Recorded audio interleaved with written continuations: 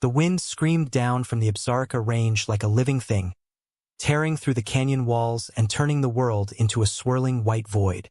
Jack Brennan had seen blizzards before, plenty of them in his 42 years working the high country of Wyoming's Bighorn Basin. But this one carried a different kind of fury. The kind that didn't just threaten livestock or fences. The kind that buried everything it touched and asked no permission. Before we jump back in, tell us where you're tuning in from, and if this story touches you, make sure you're subscribed because tomorrow, I've saved something extra special for you. He'd been checking the north pasture fence when the storm hit, miles from the main ranch house, closer to the old line cabin that had sheltered 4 generations of Brennan men during winter emergencies. The temperature had dropped 30 degrees in an hour. His hands were numb inside his gloves, his face raw beneath the brim of his Stetson. Through the white chaos, he caught movement, dark shapes struggling against a snowdrift that had piled 8 feet high against the canyon wall. Jack urged his gelding closer, squinting through ice that clung to his eyelashes. 2 horses, trapped in barbed wire that had come loose from a rotted post. The larger one, a Palomino mare, stood with her head lowered, protecting something beneath her. The smaller horse, barely more than a yearling, lay tangled in the wire, one leg bent at an angle that made Jack's stomach clench. Blood streaked the snow where the colt had struggled. The mare's eyes found his through the storm. In that moment, Jack saw something he recognized. The look of a mother who had already decided she would die before abandoning what she loved. It was the same look his ex-wife had given him the day she'd taken their daughter and left, telling him he'd spent so many years caring for animals that he'd forgotten how to care for people. He'd let them go. Told himself it was easier that way. Told himself some things were beyond fixing. But standing in that canyon, watching the mare's breath come in ragged clouds, her body shielding her colt from wind that could strip flesh from bone, Jack felt something crack open inside him. The same thing that had been frozen solid since the divorce papers arrived. The same thing he'd buried under long days of solitary work and longer nights of silence. He couldn't walk away. Not this time. Jack dismounted, his boots punching through snow up to his knees. The wind tried to knock him sideways, but he leaned into it, moving toward the trapped horses with the wire cutters from his saddlebag. The mare lifted her head, nostrils flaring, every muscle in her body tense to fight or flee. But she couldn't do either. The wire held her just as surely as it held her colt. "Easy now," Jack called, his voice nearly swallowed by the storm. "I'm here to help." The mare's ears flicked toward him, then back, uncertain. Jack knew that feeling too. The terror of trusting after you'd been hurt. The impossibility of believing help could arrive when you'd grown accustomed to facing everything alone. He worked the wire cutters with stiff fingers, snipping strand after strand while the storm raged around them. The colt thrashed once, driving a barb deeper into his shoulder, and the mare screamed, a sound so raw it cut through the wind. Jack steadied himself, speaking low and constant, words that meant nothing and everything. Just the sound of a human voice promising that this moment, this terrible moment, would not be their last. When the final strand gave way, the colt lurched upward, then collapsed again, his injured leg unable to bear weight. The mare pushed against him with her nose, trying to lift him, and Jack saw the swell of her belly, heavy with foal. She wasn't just fighting for her colt. She was fighting for 3 lives. The line cabin was half a mile through the storm. Jack looked at his gelding, already laboring in the deep snow, then at the 2 horses who would never make it on their own. Every practical bone in his body said to ride for help, to come back with a truck and a trailer when the storm cleared. But he'd seen storms like this before. They didn't clear. They buried. He made his decision in the space between one heartbeat and the next. Jack fashioned a makeshift travois from fence posts and rope, working with hands he could barely feel. He coaxed the colt onto it, the young horse too weak to fight, and secured the mare's lead rope to his saddle horn. Then he began to walk, leading his gelding, dragging the travois, the mare following because she had no other choice, because her colt was moving and she would follow him into hell itself if that's what it took. The world became nothing but white and cold and the burning in Jack's lungs. He couldn't see the cabin. couldn't see anything beyond the next few feet. But he'd walked this land since he was a boy, knew it in his bones the way some men knew prayers. He counted his steps, trusted his instincts, and kept moving when everything in him screamed to stop. The cabin materialized from the storm like a ghost, its rough log walls barely visible through the snow. Jack had never been so grateful to see anything in his life. He got the door open, dragged the travois inside, led the mare through, then his own horse. The wind slammed the door shut behind them with a boom that rattled the windows. Inside, the silence felt like a blessing. Jack's ears rang with the absence of wind. He stood in the dim light filtering through the frosted windows, his whole body shaking, and looked at what he'd done. 2 half-frozen horses and a colt bleeding onto the floorboards of a cabin that hadn't been used in 3 years. No power, no phone signal, no way to call for help until the storm passed. The mare moved to her colt, lowering her head to sniff his face, his neck, reassuring herself he still breathed. The colt's eyes were glazed with pain and shock, his breathing shallow. Jack knew that look too. The look of something that had decided survival was too much work. He couldn't let that happen. Jack got a fire going in the old wood stove, the kindling he always kept dry catching quickly. Heat began to fill the small space, pushing back the cold that had sunk into everything. He found horse blankets in the supply chest, relics from his grandfather's time, and draped them over the mare and colt. The mare flinched at his touch but didn't move away. She was too tired to fight. The wound on the colt's leg was deep, the barbed wire having torn through muscle. Jack boiled snow for water, using the old kettle his grandfather had left behind. He cleaned the wound as best he could with strips torn from a spare shirt, the colt trembling under his hands. The leg wasn't broken, but the damage was severe. Without proper veterinary care, infection would set in fast. Outside, the storm showed no signs of stopping. Through the window, Jack could see nothing but white, a wall of snow that might as well have been solid stone. They were stuck here, all of them, for however long it took. Jack sat back against the wall, exhaustion crashing over him like a wave. His hands were torn up from the wire, his clothes soaked through, his body aching in places he'd forgotten existed. The fire crackled, the only sound besides the wind hammering at the walls. The mare stood over her colt, swaying slightly, her own exhaustion written in every line of her body. He thought about his daughter, Emma, 15 years old now, living 2 states away with her mother. They'd stopped talking months ago after an argument he couldn't even remember the details of. Just knew it had ended with her screaming that he cared more about animals than his own family, and him standing there silent because he didn't know how to tell her that wasn't true, that he cared so much it paralyzed him, that he'd learned early that caring out loud only led to disappointment. The mare's head drooped, her eyes closing, but her body stayed positioned between her colt and the door. Even in exhaustion, even in safety, she maintained her vigil. Jack recognized that too. The inability to stop protecting. Even preparing and narrating this story took us a lot of time. So if you are enjoying it, subscribe to our channel. It means a lot to us. Now back to the story. Even when the danger had passed. The muscle memory of survival. "You can rest now," he said quietly. "I won't let anything happen to him." The mare's ear flicked toward his voice. Her eyes opened, dark and fathomless, studying him. Jack held her gaze, and something passed between them in that moment. Not trust, not yet, but the faintest possibility of it. The acknowledgement that they were in this together, whether they liked it or not. The colt stirred, making a weak sound, and the mare lowered her nose to him, breathing soft reassurance.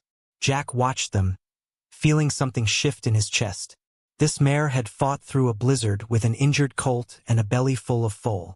She hadn't given up, hadn't decided it was too hard, hadn't walked away. Maybe he could learn something from that. The night stretched long and cold.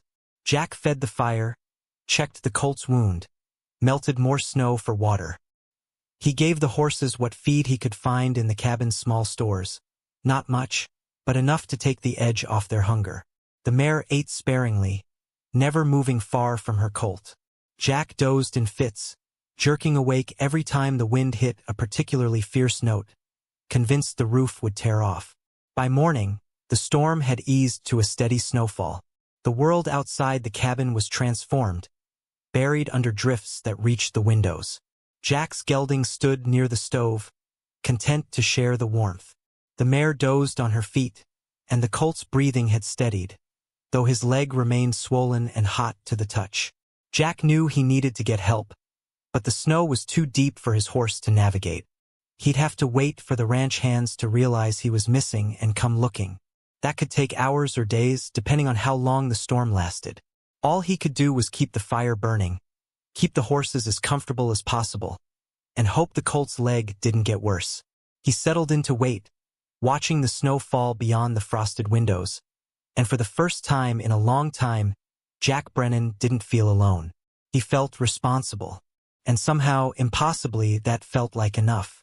The morning light that filtered through the cabin's small windows was gray and weak, but it was light nonetheless. Jack had spent the night feeding the fire, watching over the horses with a vigilance that surprised him. He hadn't realized how much he'd missed this, the simple act of caring for something that depended entirely on him. His marriage had ended partly because he'd stopped knowing how to show that care to people. Animals were easier. They didn't expect words, didn't need explanations, just presence and action. The colt's breathing had evened out during the night, though his leg remained dangerously swollen. Jack had applied cold compresses made from snow wrapped in cloth, trying to reduce the inflammation. The mare watched his every move with wary eyes, her maternal instinct overriding any trust that might have been building. Every time Jack approached her colt, she positioned herself between them, nostrils flaring, ready to strike if necessary. Jack understood. He'd been the same way with Emma when she was small, hovering at playgrounds, watching other children with suspicion, convinced the world was full of threats. His ex-wife used to tell him he needed to relax, that children needed space to fall and learn. He'd never been good at that kind of trust. The storm had left nearly 4 feet of new snow, drifts piling higher against the cabin walls. Jack's gelding stood quietly near the door, occasionally pawing at the floorboards, eager to be moving again. But there was nowhere to go. The valley would be impassable for at least another day, maybe more. Jack rationed the feed he'd found in the cabin stores, giving most of it to the mare. She needed her strength, especially with the foal she was carrying. By midday, Jack heard it, the distant rumble of an engine, the mechanical growl cutting through the white silence. He pushed open the cabin door, snow cascading inward, and saw the ranch's old plow truck fighting its way up the canyon road. Relief flooded through him, followed immediately by anxiety. What came next would determine whether these horses lived or died. The truck stopped 50 yards from the cabin, as close as it could get through the drifts. 2 figures climbed out, bundled in heavy coats. Jack recognized Dale Montgomery, the ranch owner, moving slow with his 70-year-old joints, and behind him, Dr. Nora Fitzgerald, the large animal vet who serviced ranches across 3 counties. Nora reached the cabin first, her weather-beaten face assessing the situation with practiced efficiency. She was a woman who'd spent 30 years with her arm inside horses, pulling foals and treating injuries that would make most people faint. Nothing rattled her. She took one look at the colt's leg and let out a low whistle. "That's infected already," she said, kneeling beside him. The mare pinned her ears back, a warning, but Nora didn't flinch. She'd been threatened by better horses than this. "Easy, Mama. I'm here to help your boy." Jack filled her in on everything while she worked, examining the wound with gentle but thorough hands. The colt flinched and tried to pull away, but he was too weak to put up much fight. Nora pulled antiseptic and antibiotics from her bag, working with the efficiency of someone who'd done this 1,000 times. "You did good getting them here," she said without looking up. "Another few hours in that storm and you'd be digging graves instead of treating wounds." Dale stood in the doorway, his eyes on the mare's swollen belly. "That's a valuable horse, Jack. Palomino bloodlines like that don't come cheap. Someone's going to be looking for her." Jack hadn't thought about that. In the chaos of rescue and survival, he'd only thought about keeping them alive. But Dale was right. Horses like this didn't just appear in the wilderness. They belonged to someone. Someone who might want them back. I'll make some calls when we get back to the ranch, Dale continued. See if anyone's reported missing stock. But with this storm, communication's been spotty. Might take a few days to track down the owner. Nora finished bandaging the colt's leg, then turned her attention to the mare. She ran her hands along the horse's sides, feeling for the foal's position. The mare stood rigid, every muscle tense, but she allowed the examination. She's close, Nora said. 2 weeks, maybe 3. That foal's going to come whether we're ready or not. She looked at Jack. These horses are going to need round-the-clock care for a while. The colt especially. That wound needs to be cleaned and rebandaged twice a day, and he'll need antibiotics for at least 10 days. Think you're up for it? Jack didn't hesitate. I'll do whatever it takes. Dale cleared his throat, uncomfortable. Jack, you know the situation with the ranch. Preston Clark's been breathing down my neck for months, wanting to buy the place for those drilling rights.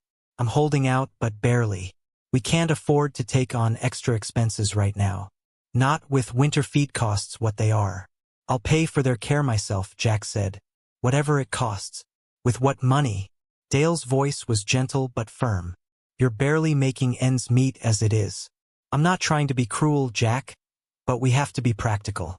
Nora stood, brushing snow from her knees. I'll donate my services, she said flatly. No charge for their care. But you'll need to handle feed and supplies, and that's not cheap. The 3 of them stood in the small cabin, the weight of reality pressing down. Outside, the snow continued to fall, softer now, but relentless. The mare and colt needed care that would cost money Jack didn't have, on a ranch that was barely surviving. But walking away wasn't an option. Not anymore. I'll figure it out, Jack said. His voice carried a certainty he didn't feel. But what he did feel, for the first time in years, was purpose. These horses had fought to survive. The least he could do was fight for them.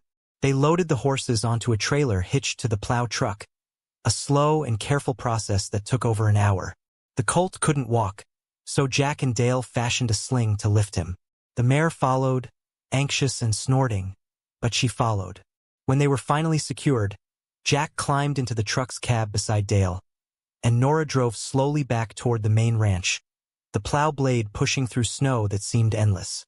Jack watched the line cabin disappear behind them, that small rough shelter where 3 lives had been saved. He didn't know what came next.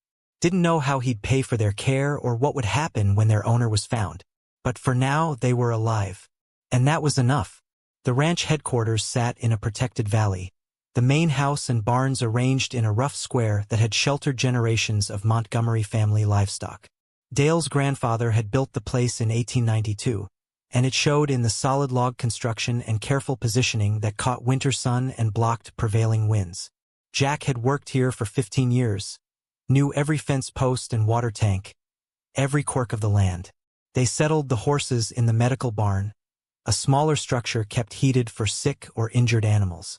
The colt went into a large stall bedded deep with fresh straw, and the mare took the one beside him, close enough to touch noses through the bars. Jack hung hay nets and filled water buckets while Nora administered the colt's first round of antibiotics. The young horse didn't fight the injection. He stood with his head low, eyes half closed, his whole body radiating exhaustion and pain. Jack felt that exhaustion in his own bones, the adrenaline of the rescue finally wearing off. But there was work to do. There was always work to do. What are you going to call them? Nora asked, packing up her medical bag. Jack hadn't thought about names. He looked at the mare, her golden coat catching the barn lights, and at the colt with his copper-colored legs. Blaze, he said, nodding toward the mare, for the white blaze on her face, and copper for the colt. Nora smiled, the expression softening her weathered features. Good names. Strong names. She hesitated at the barn door. Jack, I meant what I said about donating my services. But you need to know what you're taking on. That colt's recovery is going to be long and uncertain. And when that mare foals, things could go wrong. Pregnancy after trauma often does. I understand. Do you? Nora's eyes were kind but serious. Because I've seen men pour everything they have into saving an animal, only to lose it anyway. And that kind of loss, it changes you. Jack thought about his daughter, about the years of distance that had grown between them because he'd been so afraid of failing her that he'd stopped trying. About his ex-wife's face the day she left, exhausted from trying to reach someone who'd built walls so high even he couldn't see over them. "I'm already changed," he said quietly. "Maybe this is my chance to change back." Nora studied him for a long moment, then nodded. "Call me if anything shifts. Day or night. I mean it." After she left, Jack sat on a hay bale outside the stalls, watching the horses settle. The mare paced at first, circling her stall, checking every corner before finally standing quiet near the bars that separated her from her colt. Copper lay in the straw, his injured legs stretched out, his breathing steady but labored. The antibiotics would help, but infection was a stubborn enemy. The next few days would tell the story. Jack's phone buzzed in his pocket, startling him. Signal had finally returned with the clearing weather. He pulled it out, saw 3 missed calls from Emma. His heart lurched. She never called. Not anymore. He stepped outside into the cold, pressed her number, listened to it ring. She answered on the 3rd ring, her voice small and uncertain. "Dad? Hey, sweetheart. I'm sorry I missed your calls. Got caught in a storm up in the high country. I heard. Mom called the ranch looking for you. They said you were missing." Jack closed his eyes. He hadn't thought about how his disappearance would ripple outward, how people who'd stopped worrying about him might suddenly remember to care. "I'm fine. Just had to hole up in the line cabin for a day. Nothing I haven't done before." Silence stretched between them, filled with all the words neither of them knew how to say. Finally, Emma spoke again, her voice smaller still. "I was scared, Dad." Those 3 words hit Jack harder than the blizzard had. When had he last told her he loved her? When had he last called just to talk, just to hear her voice? He couldn't remember, and that failure sat in his chest like a stone. "I'm sorry," he said. "I'm okay. Promise. Mom says you never think about how your choices affect other people." The accusation was familiar, an echo of arguments he'd had with his ex-wife, with Emma herself. And maybe it was true. Maybe he'd spent so long focused on day-to-day survival that he'd forgotten survival meant different things to different people. "You're right," he said, "and I'm sorry for that too." More silence. "Then what were you doing up there anyway?" Jack looked back at the barn, the warm light spilling from its windows into the blue twilight. He thought about how to explain it, this compulsion to save 2 horses he'd never met, to risk his own life in a storm that could have killed him. "I found some horses trapped in the blizzard," he said. "A mare and her colt. They were tangled in wire, hurt pretty bad. I couldn't just leave them. Are they okay?" "I think so. Maybe. It's too early to tell." He heard something shift in her breathing, some small softening. "That's good, Dad. That you helped them." They talked for a few more minutes, stilted and careful, but it was talking. It was more than they'd managed in months. When they hung up, Jack stood in the cold for a long time, looking at the stars emerging in the clearing sky. The storm had passed, but its effects would linger. In the snow that would take weeks to melt. In the horses fighting for their lives inside the barn. In the small crack that had opened in the wall between him and his daughter. Maybe Jack thought that's what storms did. They destroyed, yes. But sometimes, in the wreckage they left behind, they also cleared space for something new to grow. He went back inside, checked on Blaze and Copper one more time, then headed to the bunkhouse he called home. Tomorrow would bring new challenges. But tonight, for the first time in longer than he could remember, Jack Brennan went to sleep feeling like he'd done something that mattered.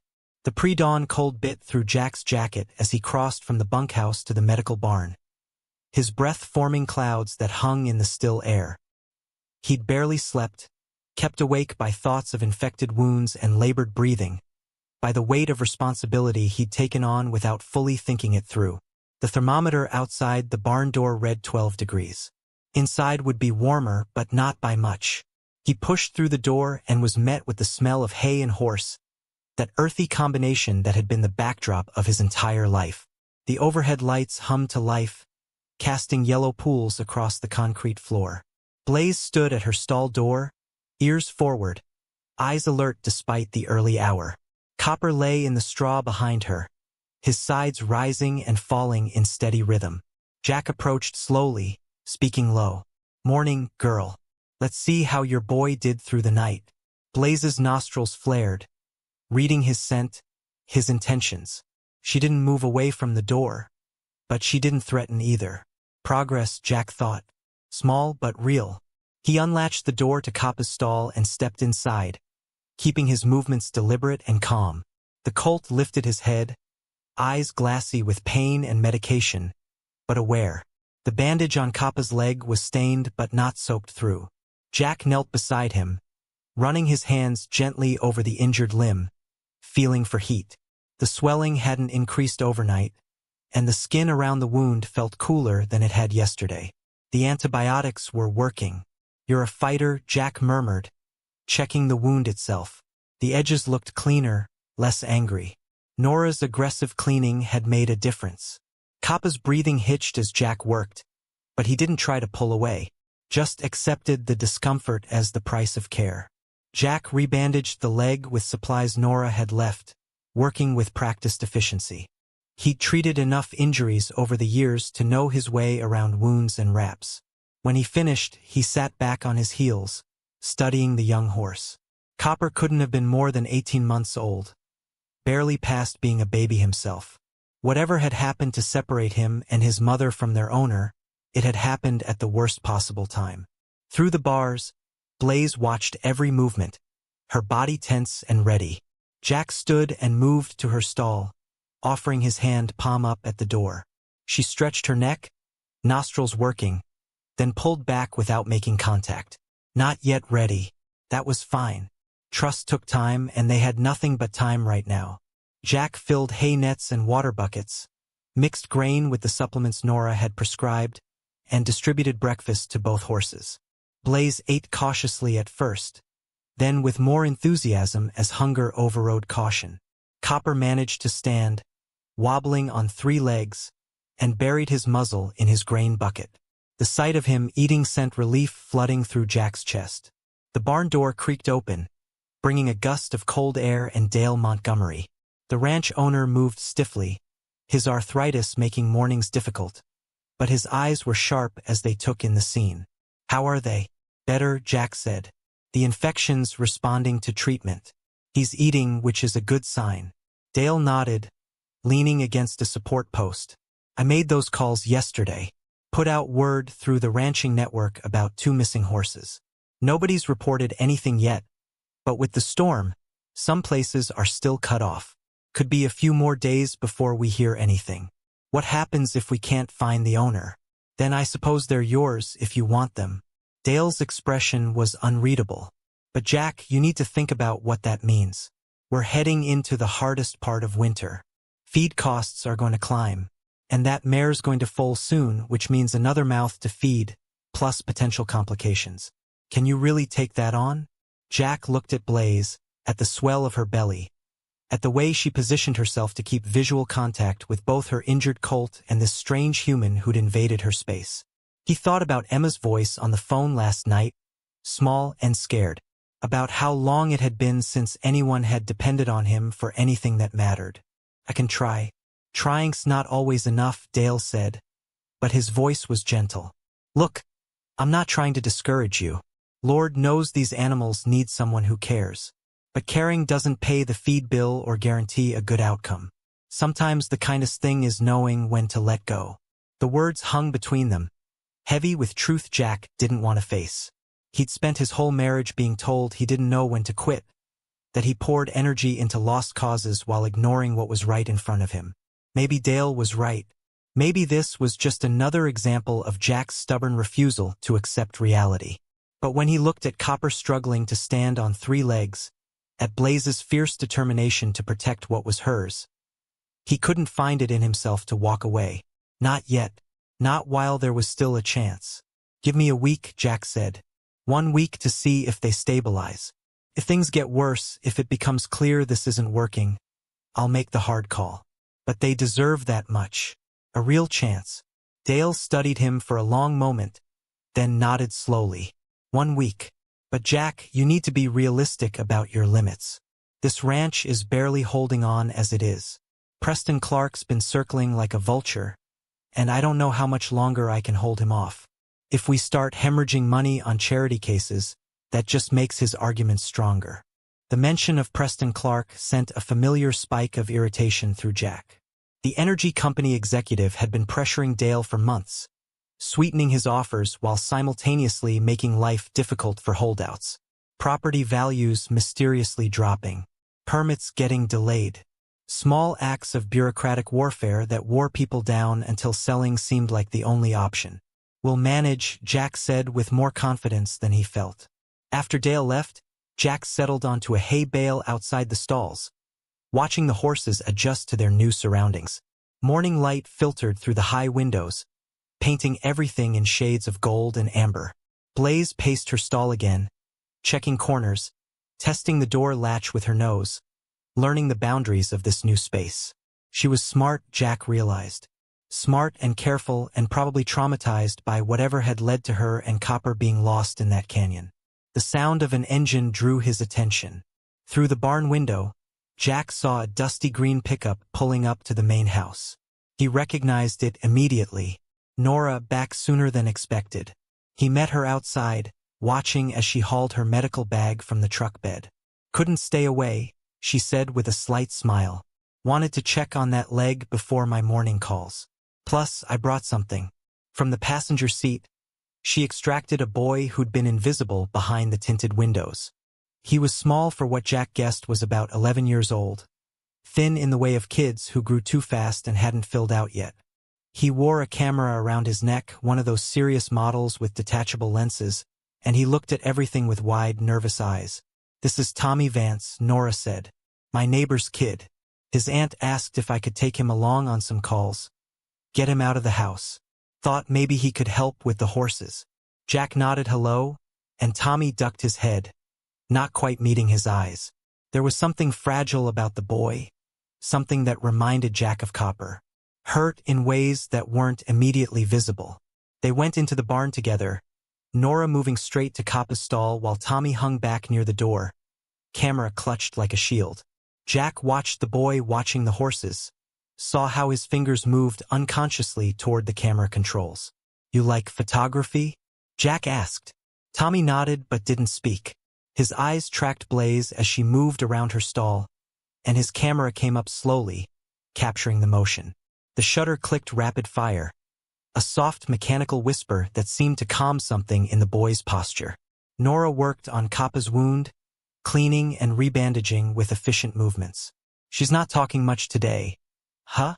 she said conversationally, and Jack realized she wasn't talking to him. Tommy shook his head, still photographing. Nora continued working, keeping up a steady stream of commentary about what she was doing and why, including Tommy in the process without demanding his participation. Jack recognized the technique. Give someone a job, make them useful, and sometimes that was enough to draw them out. When Nora finished with Copper, she moved to examine Blaze, who tolerated the intrusion with barely contained suspicion. The mare's belly was taut, the foal moving visibly beneath her skin. Nora's hands moved with practiced certainty, reading the story the mare's body told. 2 weeks, she confirmed. Maybe less. The foal's positioned well, which is good. But she's stressed, and stress can complicate things. She looked at Jack. "You're going to need to keep her calm. Routine, quiet, no sudden changes. Can you do that?" "I can try." "Trying's good. Also, we need to think about foaling supplies. Heat lamps, clean towels, iodine for the umbilical cord. I'll put together a kit, but you need to be ready. Foaling usually happens at night, and it happens fast." The weight of responsibility pressed down on Jack again, heavier with each passing hour. He'd helped with difficult births before, but always with experienced hands nearby, always with backup. This felt different, more personal, more precarious. Tommy moved closer to Kappa's stall, camera still raised. The boy's lips moved silently, not quite words, more like shapes he was trying to form. Kappa's ears swiveled toward the sound, toward the small human who smelled different from the adults. Less threatening, maybe, more uncertain. The colt took a tentative step forward, dragging his injured leg. Tommy lowered the camera slowly, extending one hand toward the stall bars. For a long moment, nothing happened. Then Copper stretched his neck, nostrils working, and brushed his muzzle against Tommy's fingers. The contact lasted only seconds before Copper pulled back. But it was enough. Tommy's face transformed, a smile breaking across features that had been tight with anxiety. He looked at Jack, then at Nora, and his mouth opened like he wanted to say something. No words came, but his eyes were bright and alive in a way they hadn't been before. "He likes you," Nora said softly. "Animals are good judges of character." After Nora and Tommy left, promising to return the next day, Jack found himself alone with the horses again. The barn felt bigger with just the three of them, the silence more profound. He went about the daily tasks that filled a rancher's life. Mucking stalls, distributing hay, checking water levels. Physical work that required attention but left his mind free to wander. He thought about Tommy, about the silence that wrapped around the boy like armor. Nora had mentioned an accident, a father lost, trauma that had stolen the boy's voice. Jack recognized that kind of silence. Had worn it himself for years after his own father died. The silence of grief that was too big for words, that required a different kind of language. Maybe that's what Copper and Tommy had found in each other. A shared understanding that some pain couldn't be spoken, only witnessed. By midday, Jack's phone buzzed with a text from Emma. "How are the horses?" 3 simple words, but they felt like an opening. Like maybe the wall between them wasn't quite as solid as he'd thought. He texted back a photo of Copper eating hay, then added, "Getting stronger." The colt especially. Her response came quickly. "That's good. Mom says I should call you more." Jack stared at the screen, trying to parse the meaning. Was that Emma's way of saying she wanted to talk? Or just reporting what her mother had said? He'd never been good at reading between the lines, at understanding the subtext of communication. With horses, everything was direct. A pinned ear meant back off. A soft eye meant trust. With people, especially his daughter, nothing was ever that simple. He settled for, "I'd like that. If you want to." 3 dots appeared, disappeared, appeared again. Finally, "Maybe this weekend?" Jack felt something loosen in his chest. Yeah. This weekend would be good. The afternoon brought unexpected visitors. A patrol car pulled up to the barn, and Sheriff Rita. Kowalski climbed out, her uniform pressed despite the cold, her expression serious. Jack met her outside, wondering what had brought law enforcement to the ranch. "Heard you pulled a couple horses out of the canyon during the storm," Rita said. "Wanted to see them for myself. They're in the barn. Not in great shape, but improving." Rita followed him inside, her boots echoing on the concrete. She was in her 40s, had grown up in Riverside, knew the ranching community like family. When she looked at Blaze and Copper, her expression softened in a way Jack hadn't expected. "That's a valuable mare," she said. "Someone's going to be looking for her. Dale's been making calls." "Nothing yet." Rita moved closer to Blaze's stall, studying the horse with professional attention. "What gets me is how they ended up in that canyon in the first place. That area's remote. Horses don't just wander that far from home, especially not in winter." "What are you thinking?" Rita was quiet for a moment, her jaw working. Could be theft. Could be they escaped from a trailer accident and nobody reported it yet. Could be someone turned them loose deliberately. She turned to face Jack. "Either way, these horses are evidence until we figure it out. I need to document them, take photos, file a report." "They're not going anywhere," Jack said. "Too injured to move even if they wanted to." Rita spent the next hour photographing both horses from multiple angles, noting the barbed wire wounds on Coppa's leg, the condition of Blaze's coat and hooves, the absence of any brands or microchips. Professional and thorough, turning living creatures into case numbers and documentation. When she finished, she closed her notebook with a sigh. "I'll run this through our system, check with surrounding counties. If someone's looking for them, we'll find out. But Jack, you need to be prepared. If we locate the owner, these horses go back. No matter how much work you've put into them." "I understand." "Do you?" Because I've seen people get attached to rescue cases. Seen them fight legal battles they can't win. Just want to make sure you know what you're getting into. Jack looked at Blaze, at the way she stood protectively near the bars separating her from Copper, at the fierce intelligence in her eyes. He thought about Tommy's tentative smile, about Emma's text, about the way caring for these horses had cracked something open inside him that had been closed for too long. I'm already in it, he said simply. Rita nodded slowly. Then I hope it works out the way you want. But hope's not a strategy, Jack. You need to protect yourself too. After Rita left, the barn fell quiet again. Jack sat on his hay bale, watching light move across the floor as the sun tracked west. Blaze had stopped pacing, was standing quiet now, her head lowered in rest. Copper dozed in his straw bed, the injured leg stretched out, his breathing easy and unlabored. For this moment, everything was still. No storms, no threats, no urgent crises demanding immediate action. Just the peaceful rhythm of horses healing and a man watching over them. Jack knew it wouldn't last. Life never did. But he let himself sink into the stillness anyway, storing it up against whatever came next. As evening approached, Jack mixed the evening feed, adding extra calories for Blaze to support her pregnancy and help her rebuild strength. He hung fresh hay nets and topped off water buckets, moving through the routine with the muscle memory of decades. When he finally left the barn for the night, turning back for one last check, both horses were resting comfortably. The walk back to the bunkhouse felt different somehow. Lighter, maybe, or maybe just less empty. Jack couldn't quite name the change, but he felt it in his bones. Something had shifted during that night in the storm, during the hours of keeping watch, during the simple act of choosing not to walk away. In his small room, Jack pulled out his phone and opened the Photos app.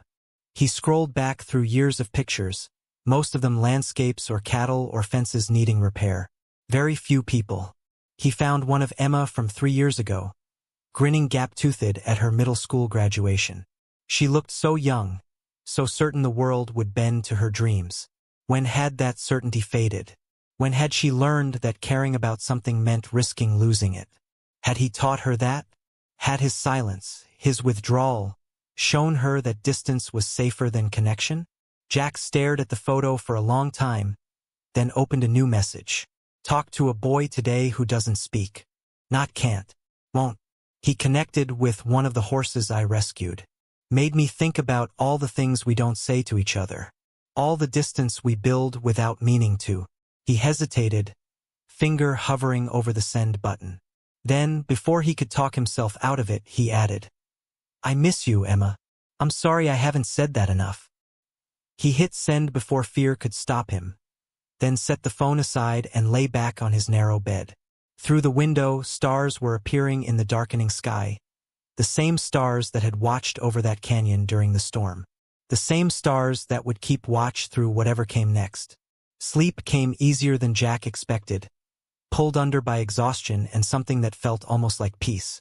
In the medical barn across the yard, 2 horses rested in their stalls, healing slowly, fighting toward tomorrow. And in that shared struggle, in that simple persistence, Jack had found something he'd thought he'd lost forever. A reason to keep going. A reason to believe that broken things, given time and care and stubborn refusal to quit, might just learn to stand again. The days fell into a pattern that felt almost like normalcy. Jack woke before dawn, crossed the frozen yard to the medical barn, and spent the first hours of each morning tending to Blaze and Copper. The colt's leg improved steadily under Nora's care and Jack's diligent attention.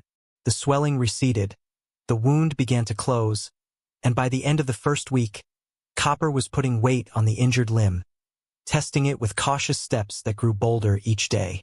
Blaze remained wary but no longer hostile. She'd learned that Jack brought food and fresh water, that his hands, though they sometimes caused discomfort during wound care, ultimately brought relief. She'd stopped positioning herself aggressively between him and Copper, though she still watched his every movement with dark, assessing eyes. On the 8th morning, Jack entered the barn to find Copper standing at his stall door, ears pricked forward in greeting. The transformation was remarkable. The half-dead colt he'd dragged through a blizzard now looked almost normal, aside from the healing scar on his leg and the thinness that came from injury and stress. Jack felt something swell in his chest, a feeling he couldn't quite name but that tasted like vindication. Dale appeared just after sunrise, moving slower than usual, his face drawn with pain that had nothing to do with arthritis. He leaned against the barn wall, watching Jack work, and the silence stretched uncomfortable before he finally spoke. Preston Clark made another offer yesterday. Raised it by 15%. Jack's hands stilled on the grain bucket. That's a lot of money. It is. Dale's voice was flat, empty of its usual warmth. Enough to pay off the ranch debt, set me up comfortable for retirement, maybe leave something for my daughter. He paused. I'm thinking about taking it. The words hit Jack like a fist to the gut. He'd known this moment was coming, had seen it approaching like a distant storm, but that didn't make it easier. Thunder Creek Ranch had been his home for 15 years. The bunkhouse where he slept, the pastures he rode, the fence lines he mended.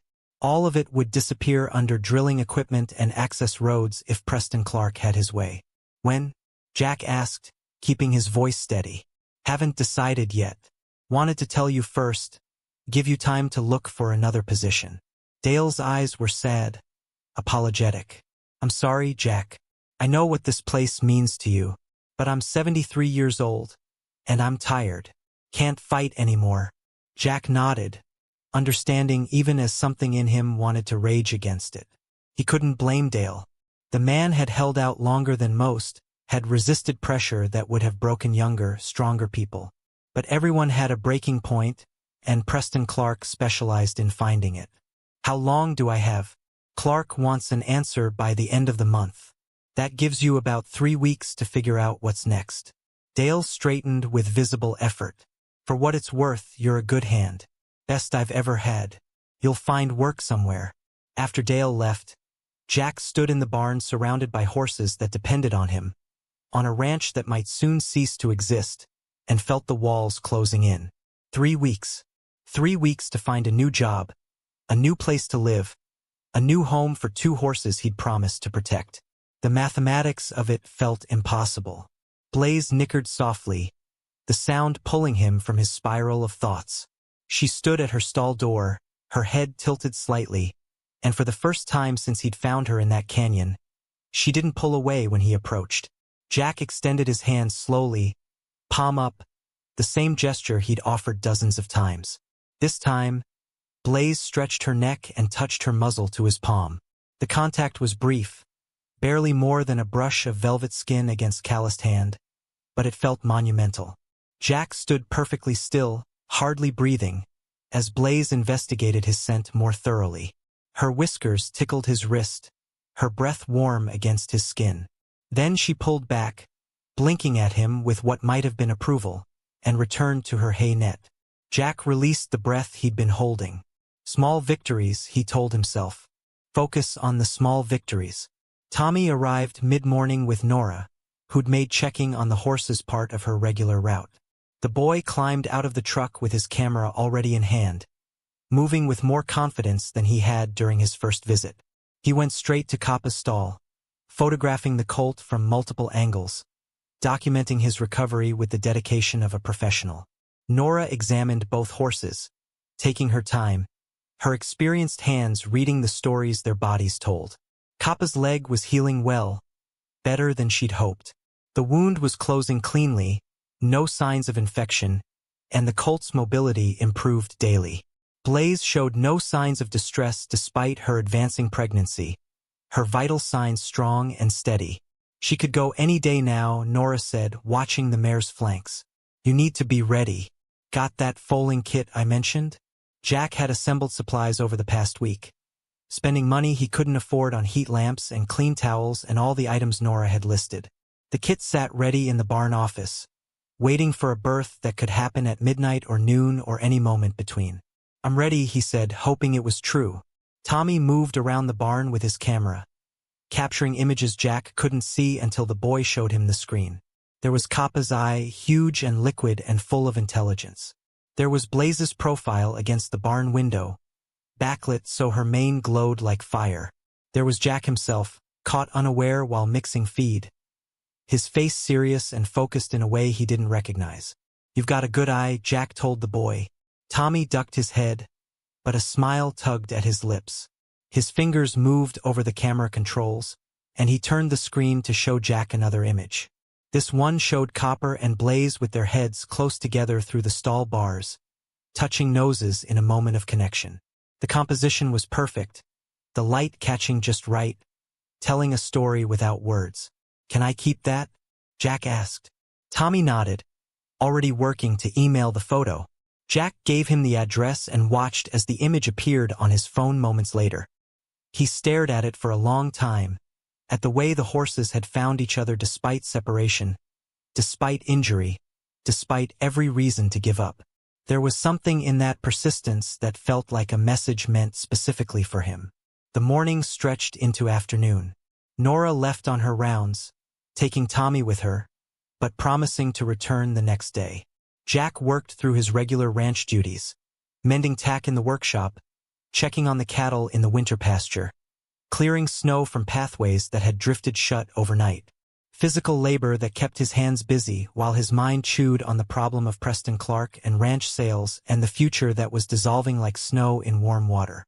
He was replacing a rotted fence post near the road when a black Mercedes pulled up, expensive and out of place against the backdrop of working ranch. Preston Clark climbed out, his suit pressed despite the cold, his smile sharp as he approached. "Heard you've been playing veterinarian," Preston said without preamble. "Noble work saving injured animals. Must be expensive though.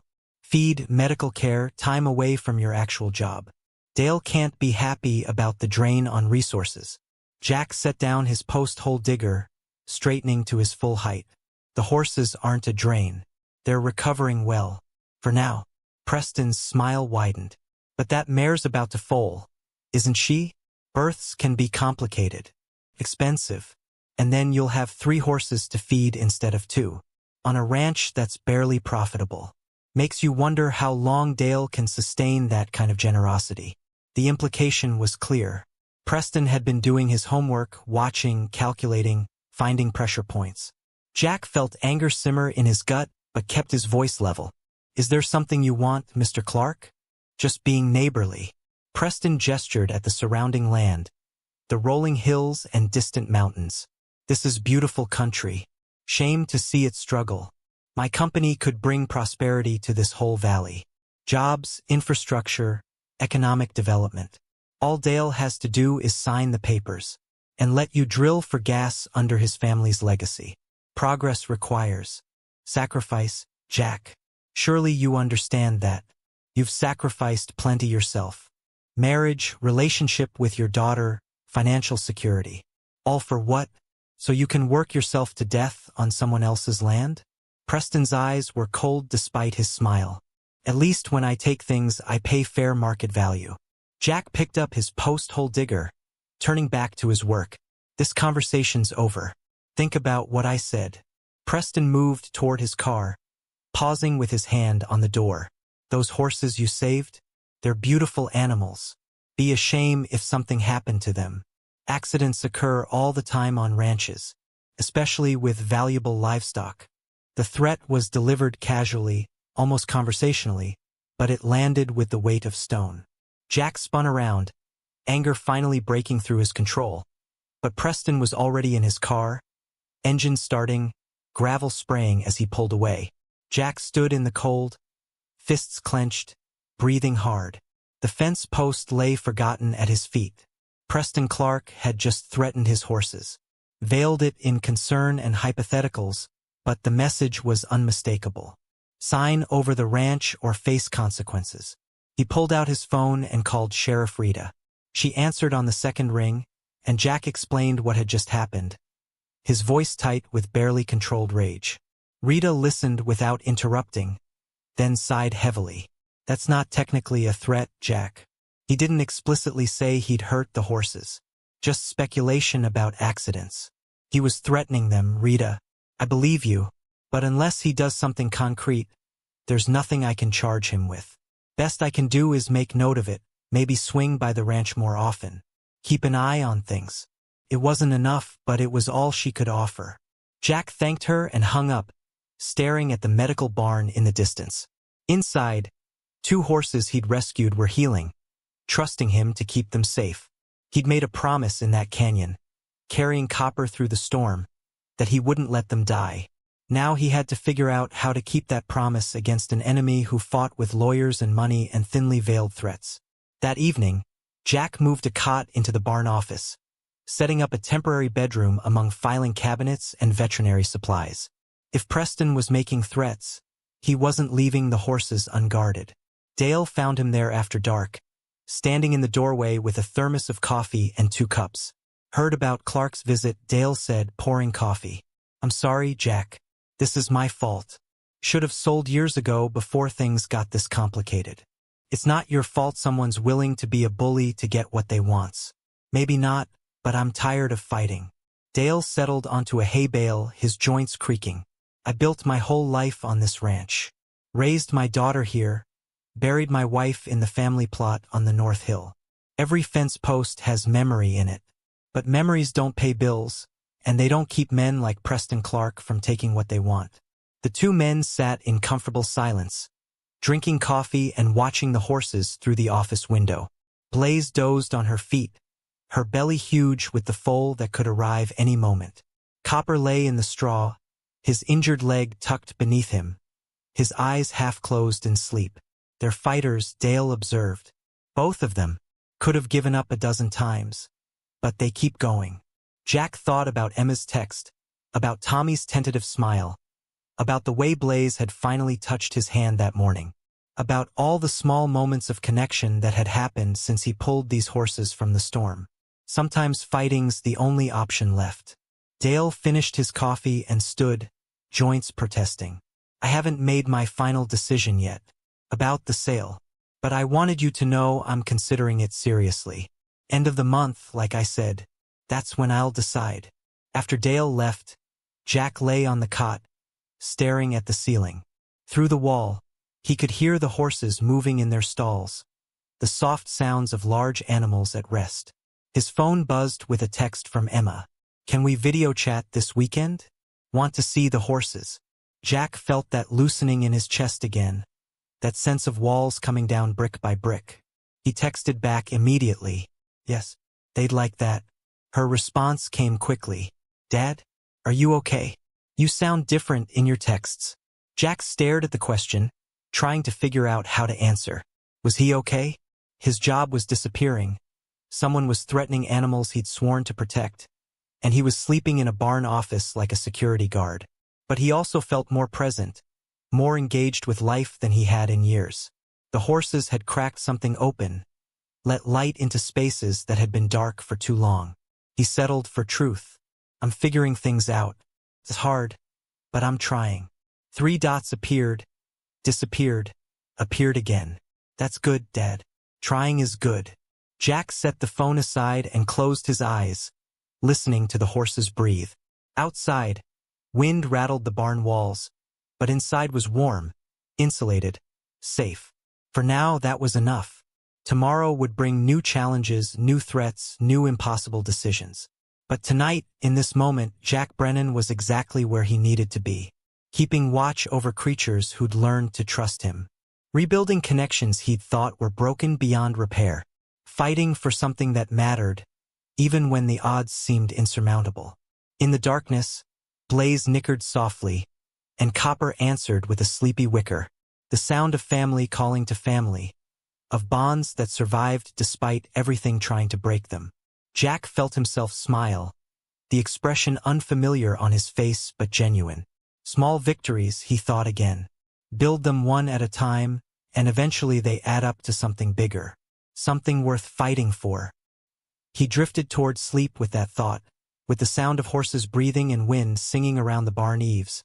And for the first time in longer than he could remember, Jack Brennan felt like he was moving in the right direction. Even if he didn't know where that direction led, even if the path ahead was unclear and dangerous, he was moving. And that was better than standing still, frozen by fear and old wounds and the weight of everything he'd lost. The horses had taught him that. Copper, who fought through pain to stand again. Blaze, who protected her own with fierce determination. They hadn't given up, hadn't decided survival was too hard. They kept going, kept fighting, kept choosing life even when death would have been easier. Jack could do the same, would do the same. Whatever came next, whatever Preston Clark threatened or Dale decided or the future held, Jack would face it the way these horses had faced the storm, with stubborn persistence and the refusal to quit. In the morning, when pale light filtered through the barn windows and a new day demanded attention, Jack woke with purpose clear in his mind. He checked on both horses, finding them comfortable and calm, fed them breakfast while talking quietly about nothing and everything. Then he pulled out his phone and started making calls. If Preston Clark wanted a fight, he'd get one. If Dale needed support to resist the pressure, Jack would provide it. And if the horses needed someone to stand between them and danger, well, that's exactly where Jack planned to be. The path forward wasn't clear yet, but it existed. He could feel it, like a trail through snow that hadn't been broken yet, but was there waiting to be discovered. All he had to do was take the first step, then the next, then the one after that. One step at a time. One small victory building toward something larger. The horses had shown him how. Now he just had to have the courage to follow their lead. The night blaze fold came without warning, as births often do. Jack woke to the sound of restless movement in the barn, that particular quality of noise that spoke of urgency rather than simple discomfort. He was off the cot and moving before his eyes fully opened, pulling on boots and grabbing the foaling kit he'd kept ready for 2 weeks. Blaze stood in her stall, sides heaving, her body slick with sweat despite the cold. She turned in tight circles, pawing at the straw, her eyes showing white at the edges. Jack's heart hammered as he checked his watch. 2:17 in the morning. He activated the heat lamps he'd positioned in the corner of the stall, then stepped back to give her space. Labor progressed fast. Within 20 minutes, a tiny hoof appeared, then another, then a dark muzzle pushing into the world. Blaze strained and pushed, her whole body engaged in the ancient work of bringing forth life. Jack stood ready with clean towels and iodine, watching for signs of complications, but the mare knew her business. She'd done this before. The foal slipped free in a rush of fluid and membrane, landing in the fresh straw Jack had laid down hours earlier. A filly, dark bay with 4 white socks and a star on her forehead that seemed to glow in the lamplight. She was perfect, tiny and wet and utterly miraculous. Blaze turned immediately, nickering deep in her chest, and began cleaning her daughter with long strokes of her tongue.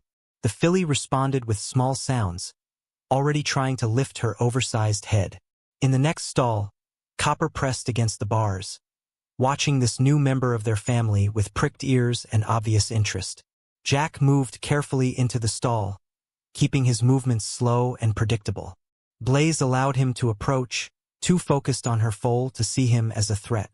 He dipped the umbilical cord stump in iodine, checked to make sure the filly was breathing clear and strong, then backed away to let nature take its course. The filly made her first attempts to stand within 15 minutes, all legs and determination, falling repeatedly but trying again each time.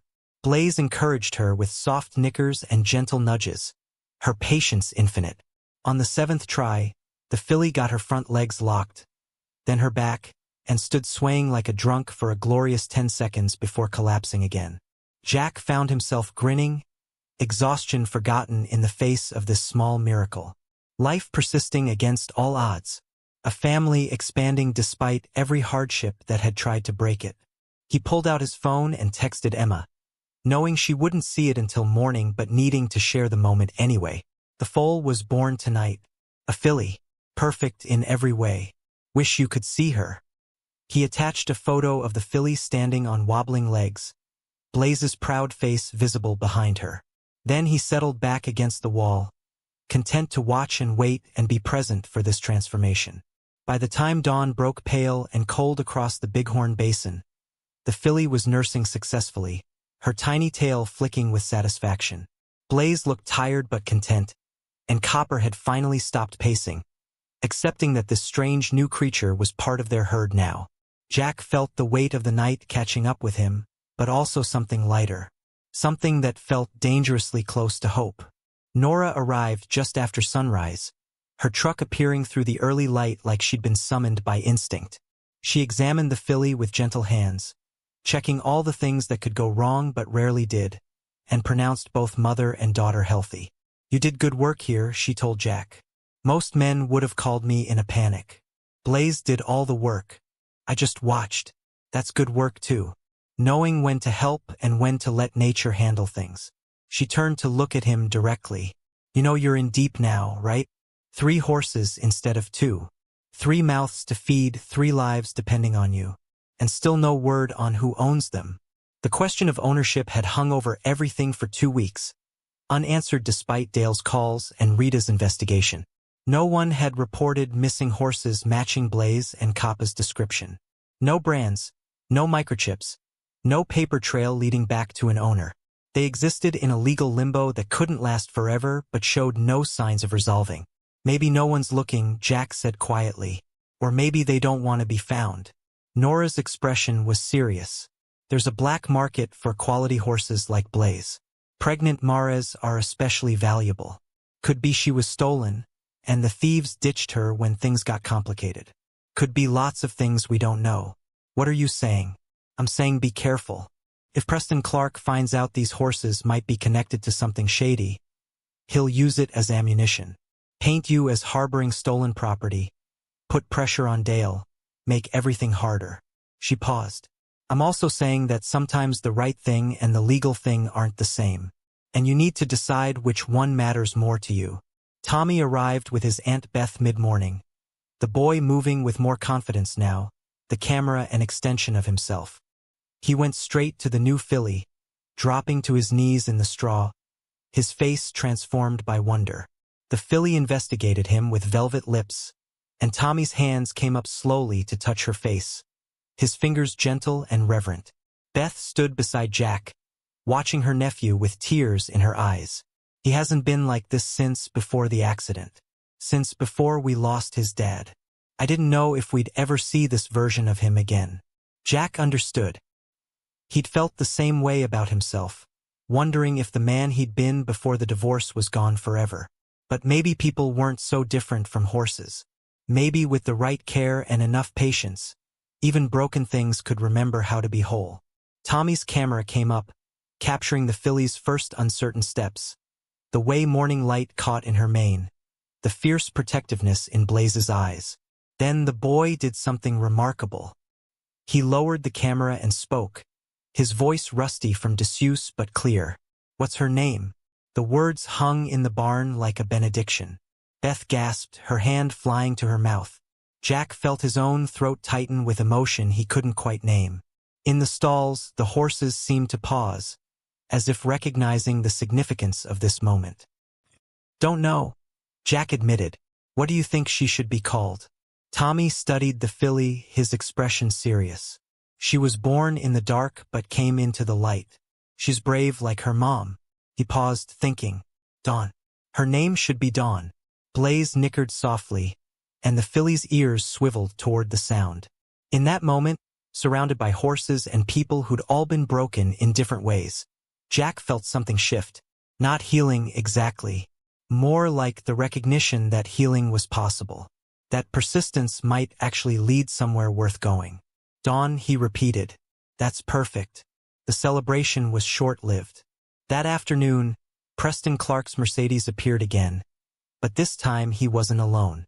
A county inspector climbed out with him, clipboard in hand, official badge glinting in the weak winter sun. Jack met them outside the barn, his body positioned between them and the horses inside. "Mr. Brennan," the inspector said, consulting his clipboard, "I'm here to conduct a welfare check on livestock reported to be in questionable conditions. I'll need access to the animals in question." "Who reported questionable conditions?" Jack asked, though he already knew. "That information is confidential." Preston's smile was sharp. "But citizens have a right to report concerns about animal welfare. Surely you understand that." The inspection was thorough and professional. The inspector checked water sources, feed quality, stall conditions, and the horses themselves. He spent extra time examining Kappa's healing leg and the newborn filly, making detailed notes. Jack answered every question honestly, provided veterinary records from Nora, explained the circumstances of the rescue. When it was over, the inspector closed his notebook with a decisive snap. Everything appears in order. Animals are well cared for, properly fed and watered, receiving adequate veterinary attention. He looked at Preston. I don't see any issues here that warrant intervention. Preston's jaw tightened, his smile becoming brittle. You're sure? Because I've heard concerns from multiple sources about the strain these animals are placing on ranch resources. Multiple sources being you under different names, Jack said flatly. The inspector cleared his throat. Unless you have specific evidence of neglect or abuse, Mr. Clark, this matter is closed. He nodded to Jack. Keep up the good work, Mr. Brennan. Not everyone would go to such lengths for animals that aren't even theirs. After they left, Jack stood in the barn surrounded by horses who depended on him, feeling the walls close tighter. Preston was escalating, throwing everything he had at the problem. Animal welfare checks today, what tomorrow? Code violations? Zoning issues? There were 1,000 ways to make someone's life difficult when you had money and connections and absolutely no conscience. That evening, Dale called Jack to the ranch house. The old man sat in his study, surrounded by ledgers and documents, the weight of decades pressing down on his shoulders. He poured 2 fingers of whiskey into heavy glasses and handed one to Jack without speaking. They drank in silence, the liquid burning warm down Jack's throat. Finally, Dale set his glass down and met Jack's eyes. I'm selling. Made my decision this morning. Preston gets the ranch, and I get enough money to live out my remaining years without worry. Papers will be signed by the end of the week. Jack had known this was coming, had felt it building like a distant storm, but hearing it said aloud still hit hard. I understand. Do you? Because I'm not sure I do. Dale's voice was rough. I'm betraying everything my grandfather built, letting it be torn apart for gas rights and profit margins. But I'm also too old and too tired to keep fighting. And maybe that makes me a coward. It makes you human. Jack finished his whiskey, set the glass down carefully. What happens to the horses? That's up to you. Preston's buying the land and the cattle operation. He's not interested in a couple of rescue horses and a newborn foal. Dale pulled an envelope from his desk drawer. I've been thinking about this. There's a property about 40 miles north, belonged to a friend who passed last year. His daughter wants to sell but hasn't found a buyer. Small place, just 20 acres, but it's got a barn and a house and enough pasture for a few horses. I called her this morning. She'd be willing to lease it to you cheap until you figure out something permanent. Jack stared at the envelope, understanding what Dale was offering. A lifeline, a way to keep the horses without depending on Thunder Creek Ranch. But it came with problems he couldn't ignore. I don't have money for rent. Barely have money for feed. I know. Dale pushed the envelope across the desk. Which is why I'm giving you 3 months advance rent. Call it severance pay or back wages or whatever lets you accept it. But those horses need you, Jack, and maybe you need them too. Don't let pride get in the way of doing what's right. The envelope sat between them, heavy with possibility and obligation. Jack thought about Emma, about Tommy, about all the connections he'd started rebuilding. About Blaze trusting him enough to foal in his presence. About Kappa's soft nicker when Jack entered the barn each morning. About Dawn taking her first wobbling steps toward a life she'd only just begun. He picked up the envelope. Thank you. Don't thank me yet. You're taking on a hell of a challenge. 3 horses. No steady income. Winter just getting started. Dale's expression was serious.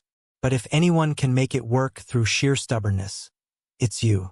The next morning, Jack loaded the horses into a borrowed trailer, moving them before Preston could find some legal reason to prevent it. Blaze loaded cautiously but without panic, trusting that Jack wouldn't lead her into danger. Copper followed his mother with the confidence of youth, and Dawn, barely 2 days old, traveled on shaky legs, pressing against Blaze's side. The property Dale had found was modest, a faded farmhouse and weathered barn set against rolling hills. But it had good bones, solid fences, and a well that still produced clean water. Jack unloaded the horses into the barn, settling them in stalls that smelled of old hay and abandonment but would do until he could make improvements. Nora appeared that afternoon, her truck loaded with feed and supplies. She'd called in favors from other clients, assembling donations that would get Jack through the next few weeks. Bales of hay, bags of grain, extra blankets, and medical supplies. A community taking care of its own in the quiet way rural people did, without fanfare or expectation of recognition. Tommy came with his Aunt Beth, bringing a housewarming gift of sorts. His photography portfolio, professionally printed and bound, titled simply The Healing. Every image told part of the story. Copper struggling to stand, Blaze's fierce maternal gaze. The moment Dawn first nursed, Jack's weathered hands gentle on injured flesh. Visual testimony to transformation, to the possibility of recovery. The first page held a dedication in Tommy's careful handwriting. For Jack, who showed me that silence can end. For the horses, who showed us both that broken things can heal. For everyone who forgot how to hope until something reminded them. Jack held the portfolio, vision blurring with tears he didn't try to hide. Tommy stood beside him, and when Jack pulled the boy into a hug, Tommy didn't pull away. Beth cried quietly, and Nora smiled her rare, genuine smile. And in the barn, 3 horses nickered to each other in the language of family. That weekend, Emma called. The video chat connected, and there she was, his daughter, looking older than her 15 years but also somehow more present than she'd been in months. Jack showed her the barn, the horses, introduced her to Dawn, who was already standing steadier, already showing the curiosity that would define her personality. "They're beautiful, Dad." Emma's voice was soft. "You saved them. I think maybe they saved me." They talked for an hour, the longest conversation they'd had since the divorce. Emma told him about school, about the art classes she was taking, about the boy she liked but was too nervous to talk to. Jack listened, really listened, and offered the kind of gentle advice he'd forgotten he knew how to give. When they finally said goodbye, Emma promised to visit during spring break. "I want to meet them in person. And Dad, I'm proud of you for not giving up on them, on anything." After the call ended, Jack sat on the porch of his new house, watching twilight paint the hills in shades of purple and gold. In the barn, Blaze whinnied, and Dawn answered with her high, reedy voice, still learning the language of horses. Copper added his own call, and the 3 of them created a symphony of belonging. Sheriff Rita stopped by just after dark, her patrol car crunching up the gravel drive. She climbed out with a manila folder, her expression unreadable in the dim light. "Thought you should know. We finally got a hit on the horses. Owner was a breeding operation 3 counties over. Went bankrupt 6 months ago, sold off most of their stock, but some horses went missing during the liquidation. Blaze and Copper were among them." Jack's stomach dropped. "So they have to go back?" "Here's the thing." Rita opened the folder, showing him documents. "The operation's owner died last month. Heart attack, no family, no heirs. The property went to the bank, but they're not interested in tracking down missing horses. As far as they're concerned, those animals ceased to exist when the business folded." "What does that mean?" "It means legally, they're unclaimed property, which means after the statutory waiting period, which we've already passed, they default to whoever has possession." She handed him the folder. "Congratulations, Jack. You're officially a horse owner. All 3 of them. I'll need you to register them with the county, get them microchipped, the usual process. But they're yours." Jack stared at the documents, at the official stamps and signatures that transformed rescue into ownership, temporary care into permanent responsibility. The weight of it should have been crushing. Instead, it felt like freedom. After Rita left, Jack went to the barn one final time. The horses were settling in, learning the sounds and smells of this new place. Dawn slept curled in the straw while Blaze stood guard, and Copper dozed with one hind leg cocked in relaxation. They looked peaceful. They looked home. Jack thought about the night he'd found them in the canyon, about the choice he'd made to carry them through the storm, about every moment since then, every small decision that had led to this barn, this property, this unlikely family. He'd thought he was saving them, but the truth was more complicated. They'd saved each other, in the way that broken things sometimes could when they refused to give up, when they chose connection over isolation, when they decided survival was worth fighting for. His phone buzzed with a text from Emma. "Good night, Dad. Love you." 3 words he hadn't heard from her in over a year. 3 words that meant walls were coming down, that persistence paid off, that healing was possible for more than just horses.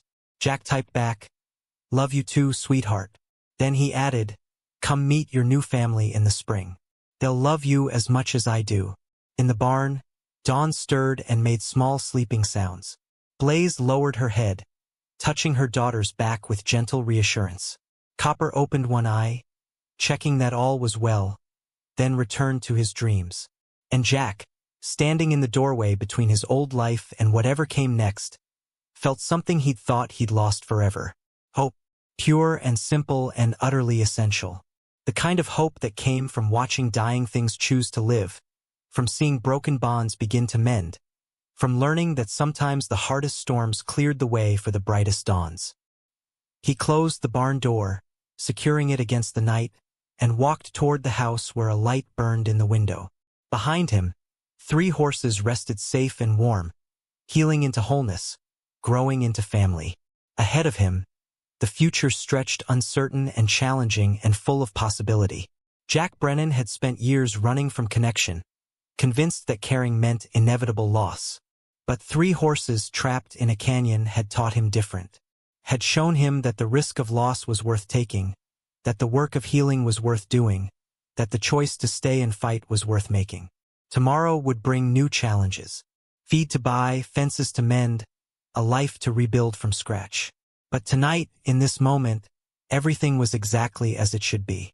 A man and 3 horses, choosing each other, choosing hope, choosing the hard work of transformation.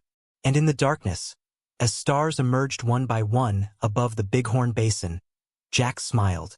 Not because the path ahead was easy, but because he was finally walking it. Not alone anymore, but surrounded by creatures who'd learned to trust again, who'd decided survival was worth the struggle, who'd shown him that sometimes the ones we rescue are the ones who rescue us. The story could have ended in that canyon, with death and cold and resignation. Instead, it ended here with life and warmth and stubborn, beautiful persistence. And that made all the difference. Spring arrived late in the Bighorn Basin that year, winter clinging stubbornly to the high country even as the valleys began to thaw.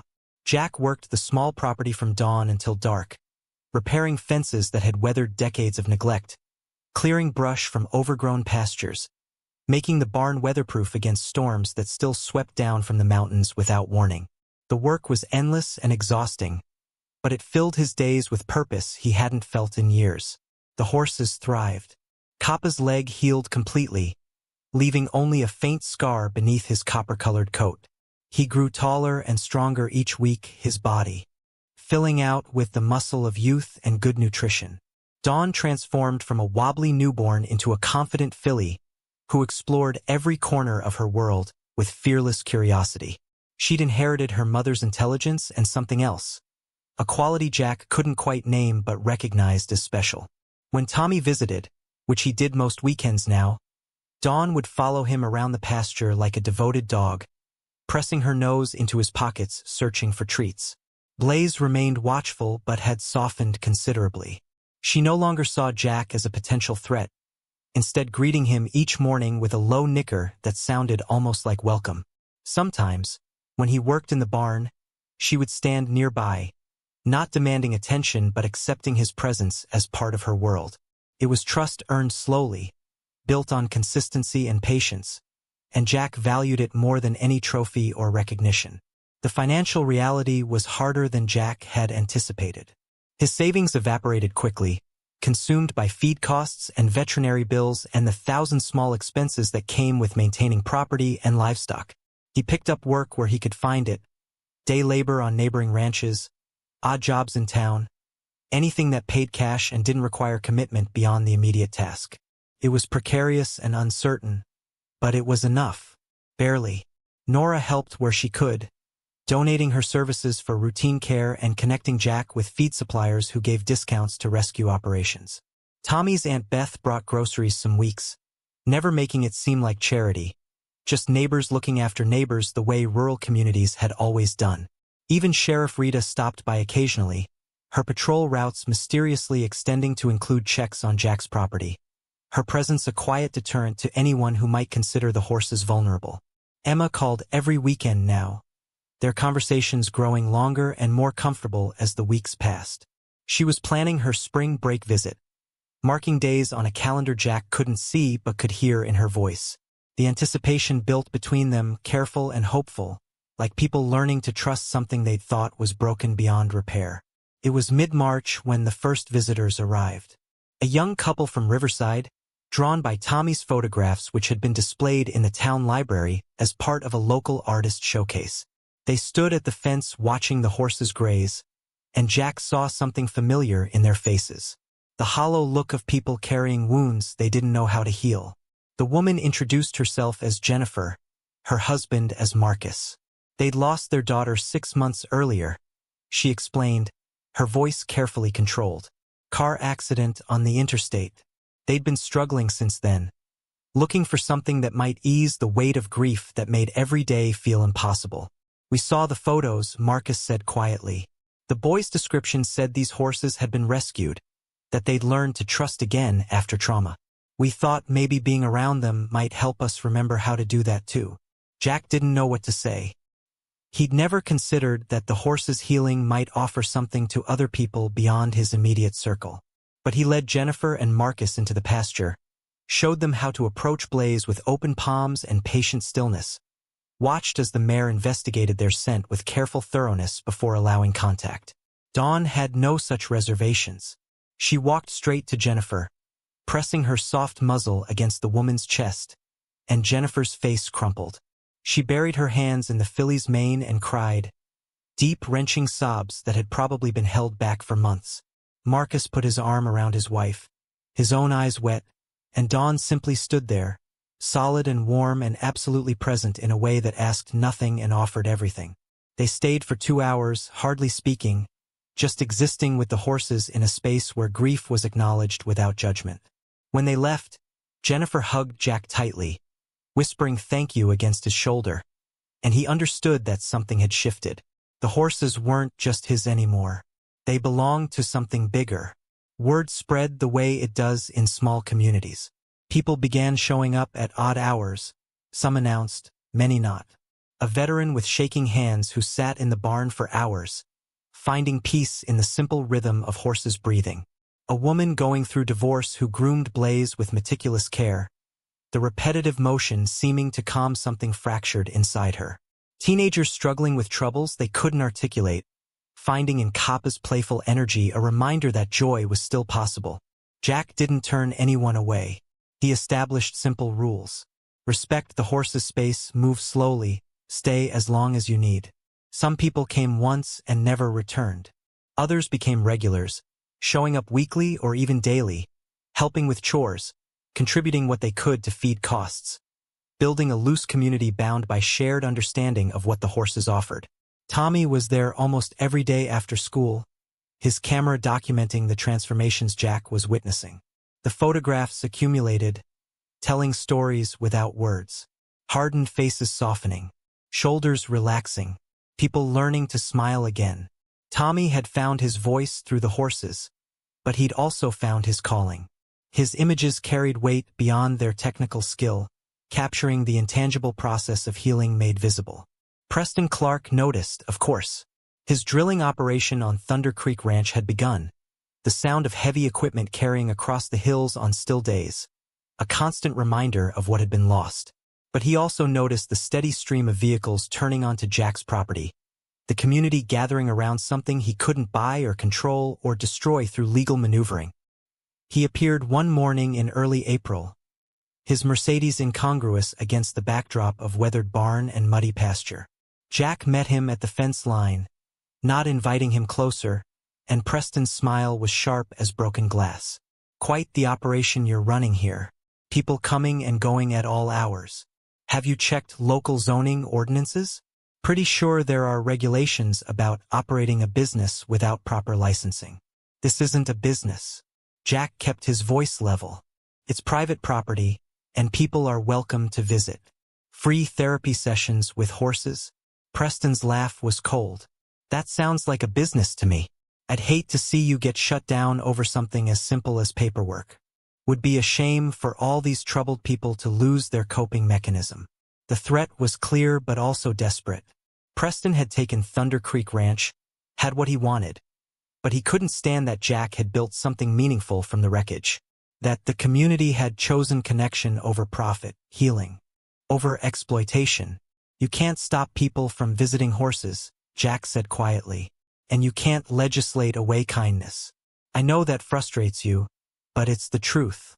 Preston's jaw tightened, but before he could respond, a patrol car pulled up behind his Mercedes. Sheriff Rita climbed out, her expression professionally neutral but her positioning deliberate. She placed herself between Preston and Jack, a physical barrier that spoke volumes. Everything all right here, Jack? Fine. Just having a conversation with Mr. Clark about property rights and community values. Rita turned to Preston, her smile polite but her eyes hard. Mr. Clark, I've been meaning to talk to you about those noise complaints from the drilling operation. Several residents saying the equipment runs outside permitted hours. Thought maybe we could clear that up today. Preston's expression flickered with irritation, recognizing the play for what it was. Small-town justice where everyone knew everyone, and sheriffs had long memories for people who threatened their neighbors. He climbed back into his Mercedes without another word, engine roaring as he peeled out, gravel spraying. Rita watched him go, then turned to Jack with a slight smile. That man's going to keep causing problems. But he's also making enemies faster than friends. County commissioners are already getting pushback about the drilling permits. Environmental concerns, water table issues, the usual. Give it time, and he might find this valley less welcoming than he expected. After Rita left, Jack stood alone in the spring sunshine, watching the horses graze peacefully. Blaze's coat gleamed in the light, Dawn frolicked at her side, and Copper rolled in a patch of bare dirt with the unself-conscious joy of a creature who'd forgotten what it meant to hurt. They were more than survivors now. They were teachers, healers, bridges between people and the possibility of wholeness. Emma arrived for spring break on a Tuesday afternoon, her mother dropping her off with careful instructions and visible anxiety about leaving her daughter in Jack's care. Jack and his ex-wife spoke briefly, the conversation awkward but civil, and he saw in her eyes a question that had probably been there for months. Who was this man her daughter kept talking about? This father who'd found purpose in rescue horses and rebuilt connections everyone thought were permanently severed? Emma ran to the barn before her mother's car disappeared down the drive, and Jack followed at a slower pace, giving her space to discover the horses on her own terms. He found her in Blaze's stall, sitting in the straw while Dawn investigated her with gentle curiosity. Emma's face was transformed, open and young in a way Jack hadn't seen since she was small. She's beautiful, Dad. They all are. They spent the week together, falling into a rhythm that felt almost normal. Emma helped with morning chores, learning to mix grain and distribute hay, discovering muscles she didn't know she had from hauling water and mucking stalls. Tommy came by most afternoons, and Jack watched his daughter and the quiet boy form a friendship based on horses and cameras and shared understanding of what it meant to find healing in unexpected places. One evening, sitting on the porch while the horses grazed in the fading light, Emma turned to Jack with sudden seriousness. Mom says you're barely making ends meet out here, that this whole thing is probably going to fail and you'll have to give up the horses. Jack chose his words carefully. It's hard. Not going to lie about that. Money's tight, work's uncertain, and winter will be difficult. But giving up isn't the same as failing. Failing would be walking away from something worth fighting for because it got difficult. Is it worth it? Fighting this hard for 3 horses? Jack looked at his daughter, at the way the setting sun caught in her hair, at the peace in her expression that had been absent for so long. He thought about Jennifer and Marcus, about the veteran with shaking hands, about Tommy finding his voice, about all the people who discovered that healing sometimes wore horsehair and came with soft eyes and patient hearts. They're not just horses, Emma. They're proof that broken things can recover, that trust can be rebuilt, that choosing to care about something, even when it's risky and expensive and uncertain, is what makes us human. So yeah, it's worth it. Emma was quiet for a long moment, then leaned against his shoulder the way she used to when she was small. I'm proud of you, Dad, for not giving up. On them or on us. The words settled into Jack's chest like stones, heavy and permanent and absolutely essential. He put his arm around his daughter, and they sat together watching night fall over the Bighorn Basin, and Jack understood that this was the real rescue. Not the horses, though they mattered. Not the property, though it provided shelter. But this moment, this connection, this proof that persistent care could bridge gaps that seemed unbridgeable. On Emma's last day, Tommy brought his portfolio, now expanded with months of new work. He'd organized the photographs chronologically, creating a visual narrative of transformation. Early images showed injured horses and wary humans, pain written in every frame. Later images captured small moments of connection, trust building incrementally. The most recent photographs showed something extraordinary. Community. People of all ages and backgrounds gathered around the horses. Barriers dropping, wounds acknowledged, healing happening in real time. Tommy had titled the new collection, The Courage to Stay. His accompanying essay, typed painstakingly on his aunt's computer, explained his vision. These horses could have given up. Jack could have walked away. Every person who visits could choose to stay broken. But courage isn't about being fearless. It's about being afraid and showing up anyway. It's about staying when leaving would be easier. These photographs document what happens when we make that choice. The Riverside Community Center offered to display the collection, and the opening reception drew crowds that surprised everyone. People came from 3 counties, drawn by word of mouth and local news coverage. They stood before Tommy's photographs, recognizing themselves in the images of healing, and many left donations for the horses' care. By the end of the evening, Jack had enough money to cover feed costs through summer. More importantly, he had offers. 3 local ranchers proposed partnerships where Jack could board their horses in exchange for reduced fees and access to their facilities. A therapist from Billings contacted him about formalizing equine therapy sessions, offering to help with licensing and insurance. Even the county extension office reached out, interested in documenting his approach for educational materials. The horses had created something Jack never intended. Not a business exactly, but a movement. A recognition that healing came in forms beyond prescription and protocol, that sometimes what broken people needed most was the presence of creatures who'd been broken too and chose to trust again. Summer arrived with its long days and brief intense heat. The pasture greened, wildflowers blooming in riots of color against the hills. Dawn grew tall and confident, her personality emerging as bold and curious, unafraid of anything because she'd never learned fear. Copper matured into a handsome young gelding, his copper coat gleaming, his scarred legs strong enough for long rides across the property. Blaze remained the matriarch, watchful and wise, her presence steadying the small herd through changes and challenges. Jack established regular visiting hours, creating structure around the steady flow of people seeking connection with the horses. He never charged admission, but a donation jar appeared on the fence post, and people contributed what they could. Some left $5, others $100. All of it went to feed and care and the endless maintenance that came with keeping property and livestock. Emma returned for a long visit in July, bringing friends from school who'd heard about the horses. Jack watched his daughter guide them through the barn, explaining each horse's history, demonstrating grooming techniques, sharing stories of healing and transformation. She'd grown into someone confident and compassionate, and Jack recognized that the horses had given her something too. A father who was present, engaged, choosing connection over isolation. One evening, they rode together into the hills, Emma on Copper and Jack on a gentle mare he'd taken in from one of his partner ranchers. The sun hung low, painting everything gold and amber, and they stopped at a rise overlooking the valley. Below, Jack's property looked small but vital, the barn solid, the pastures green, the horses visible as dark shapes against the grass. "Do you remember that night I called during the storm?" Emma asked. "When you were missing and I was scared." Jack nodded, the memory sharp despite months of distance. "I was so angry at you. For years, I'd been angry. You were physically there but emotionally gone, and I didn't understand why. But that night, when you went back for those horses, Mom told me something. She said you'd always cared too much, felt too deeply, and when Dad died, when Grandpa died, you didn't know how to handle that pain. So you locked it away instead of dealing with it. Jack's throat tightened.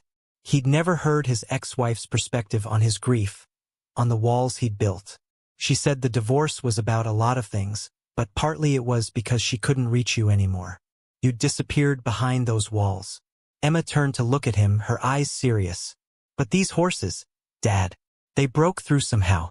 You let yourself care about them, really care, and that opened something. You're different now, present, and I get to have my father back. Jack had to look away, blinking against tears that blurred the valley below. I'm sorry it took so long. Sorry I made you feel like you weren't worth fighting for. I know, and I forgive you. Emma's smile was gentle. But you need to forgive yourself too, because what you're doing here matters. Not just for the horses, but for everyone who comes to visit them. You're teaching people that it's okay to be broken, that healing is possible, that caring about something is worth the risk. That's important work, Dad. They rode back as stars emerged, the horses picking their way confidently through the darkness. In the barn, Jack settled the animals for the night, and Emma stood beside him, helping without being asked, comfortable in the routine. When they finally walked to the house, she slipped her hand into his, and Jack felt something he'd chased for years finally arrive. Peace. Not the absence of struggle, but the presence of purpose. The knowledge that he was exactly where he needed to be, doing exactly what mattered. August brought news from Sheriff Rita. Preston Clark's drilling operation had hit complications. Water contamination issues leading to EPA investigation, equipment failures delaying production, and most significantly, community organizing that resulted in stricter county regulations. The project wasn't dead, but it was hemorrhaging money and goodwill, and Preston's company was reassessing the investment. Meanwhile, Thunder Creek Ranch sat mostly abandoned, the land scarred by equipment but no longer actively worked. Dale had used his sale money to buy a small condo in town, his arthritis making ranch life impossible. But he visited Jack's property weekly, bringing his experience and steady presence, helping with tasks that required extra hands. One afternoon, Dale and Jack sat on the porch watching Tommy teach a group of middle schoolers about horse photography. The boy had lost his stammer almost entirely, his voice clear and confident when he spoke about subjects that mattered to him. You built something special here, Dale observed. Something I couldn't manage in 50 years of ranching. You gave me the chance. Without those 3 months' rent, none of this happens. Maybe. Dale was quiet for a moment. But I've been thinking about Thunder Creek. Property's just sitting there now, damaged but not destroyed. Preston's company wants to sell it, cut their losses. I talked to them about price. Jack turned, surprised. You thinking about buying it back? Not me. Too old for that kind of project. Dale smiled slightly. But maybe a community land trust. Group ownership, conservation easements, protected from future drilling. Your operation here could expand, bring in more horses, formalize the therapy program. Just a thought. The idea took root in Jack's mind, possibilities branching in unexpected directions. It would require coordination, fundraising, legal navigation through complexity he barely understood. But it was possible. The community had rallied around 3 horses. Maybe they'd rally around something bigger. Fall arrived with its sharp clarity, air crisp and skies impossibly blue. The horses grew thick winter coats, preparing for cold that would come regardless of preparation. Dawn experienced her first change of seasons, watching leaves transform and fall with the fascination of youth encountering impermanence. Emma called with news that shifted everything. Mom and I talked, really talked, for the first time in forever. She's thinking about moving back to Wyoming. Not Riverside, but Billings maybe. Close enough for regular visits. She misses it here, Dad. And I think she misses you. Not like getting back together, but like maybe we could be a family again. Different, but still connected. Jack sat with that information, turning it over in his mind like a stone worn smooth by water. his ex-wife wanting proximity after years of distance. Emma hoping for connection that didn't require choosing between parents. The possibility of redefining family into something that acknowledged pain without being destroyed by it. I'd like that, he told his daughter. All of it. Winter's first snow arrived on Thanksgiving, soft flakes that transformed the valley into something from a dream. Jack stood in the barn doorway, coffee steaming in his hands, watching 3 horses play in fresh powder. Dawn's first snow, and she approached it with her characteristic boldness, plunging into drifts and emerging with white coating her dark muzzle. Copper joined her, the 2 young horses running and bucking with pure joy. Blaze watched from the shelter of the barn, content to observe her family's celebration. Jack thought about the night he'd found them, about carrying Copper through a storm that should have killed them all, about every choice since then, every small decision that had led to this moment. The path hadn't been easy, probably never would be, but it was his path, walked with purpose and witnessed by creatures who'd taught him that persistence mattered more than perfection. His phone buzzed. Emma, sending a photo of herself and her mother decorating a Christmas tree, both of them smiling. The caption read, "Talked about coming out for the holidays. All of us together. Would that be okay?" Jack typed back immediately, "More than okay. Perfect."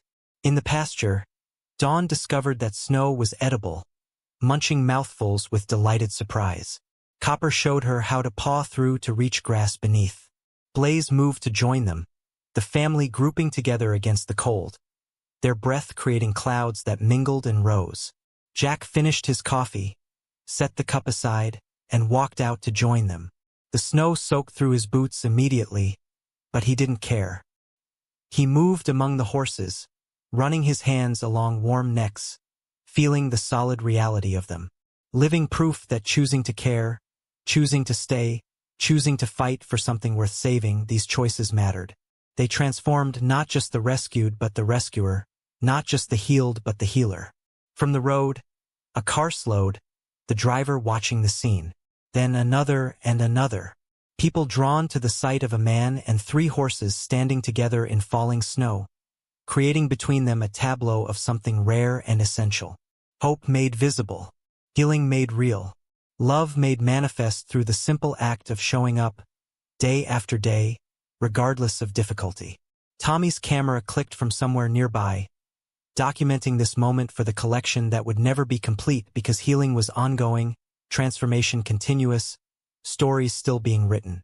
The shutter sound was soft, respectful, acknowledging significance without disrupting it. Jack looked up at the sky, at snowflakes falling in infinite variation, each one unique and temporary and absolutely necessary. He thought about his father, about lessons learned too late but still learned, about his daughter finding her way back to him, about community built from brokenness and persistence. The horses moved closer, surrounding him with their warmth and presence.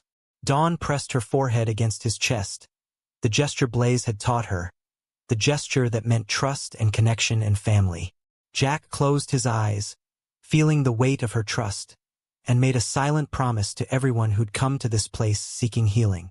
He would stay, would keep showing up, would continue building this space where broken things learned to be whole again. Not because it was easy or profitable or guaranteed to work, but because some things were worth fighting for, even when the outcome was uncertain. Especially then. The snow continued falling, blanketing the valley in white, and in a small barn in the Bighorn Basin, 3 horses and 1 man stood together against the cold, proving that winter always passed, spring always arrived, and persistence always mattered more than fear. Up next, you've got 2 more standout stories right on your screen.